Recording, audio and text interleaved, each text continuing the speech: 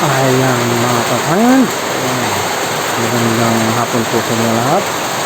Isang maulang hapon sa inyo o dito sa amin. Ito ang kaganapan ngayon dito sa job site 2. Inulan ho tayo. Yung iba hong mga tao nandun sa taas. Medyo namalas-malas na naman, talagang malas. Kung kailan magpaplano na magbuhos, saka sila mag-uulan.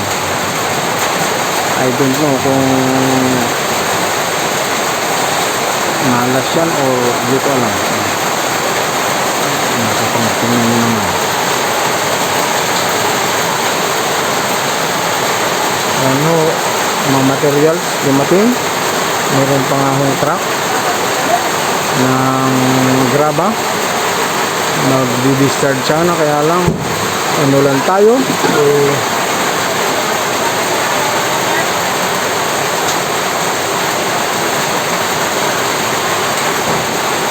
Hintay lang tayo mga kapatid.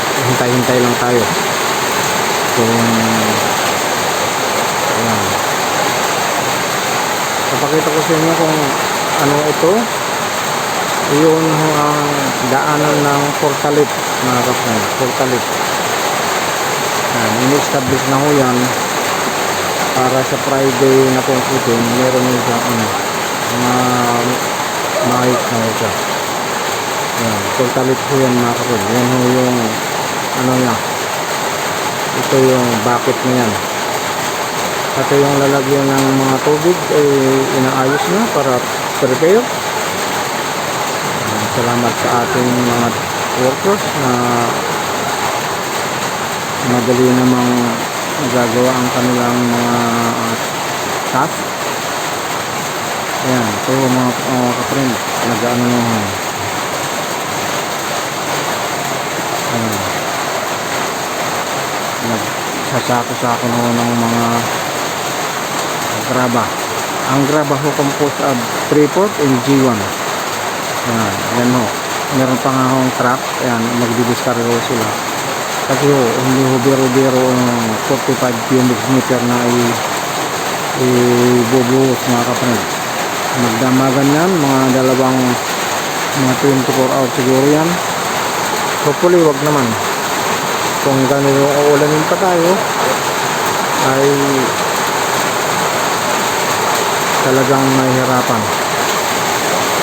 Nung isang linggo wala kaming plano. Ang ganito ho namin na mixer, 1 bagger mixer ho yan mga ito, 1 bagger mixer, 2 hong unit na sa amin yan. Nandun po sa isa yung ano ngayon, nandun sa isa yung sa likod nun. Nandun yung pangalawang 1 bagger mixer para pag nagkaroon ng trouble ito, meron kaming pamalit. Yan lang ho ang ating bibigay na idea sa inyo mga ka-friend. Tip, dapat pag ganitong maramihan ang konkreto nyo, mag-prepare ng 2 unit. Yan yung may inayos na ho yung yung mga pump belt, puliya. Ayan, inayos na ho yan. At itong mga portalit na yan, isasalpak na lang ho yung dyan, doon itataas doon. Merong magre-receive sa kanila, then ibubuhos na yung sa mixing board yung halo. Tapos itaano ng mga workers natin, i-segregate na or i-ano na siya doon sa slab. Ayan. Ayan, maulang hapon sa inyo mga ka-friend. Sana po umagos na ho yung dito sa yung tubig. Talagang hindi biro-biro yung ulan. Yung mga tao natin sa taas, hindi na sila bumaba. Buti may trapal naman. Okay.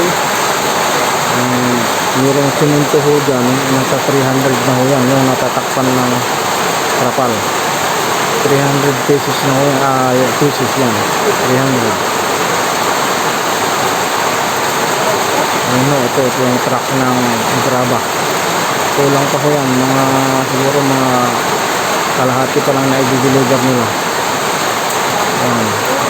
Buti nga, active ng alert naman yung may-ari at na-supply agad yung mga materialis before the actual day ng pagkukongkreto.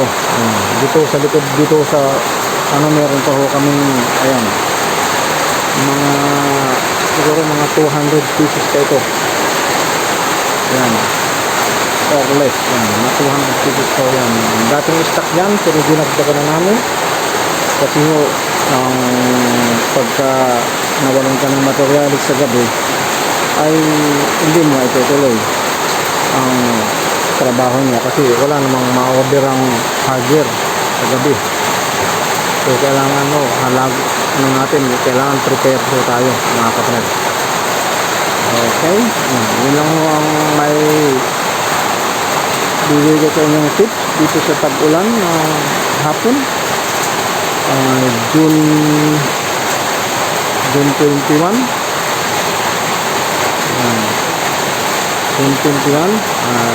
alas 4:45 po ng hapon. Yan ang mabigay dito ng update. Sana po salamat sa inyong support, laging support sa ating mga video. Yun lang ho ang ay bibigay sa inyo. Masasalamat ko lagi sa inyo mga kapatid.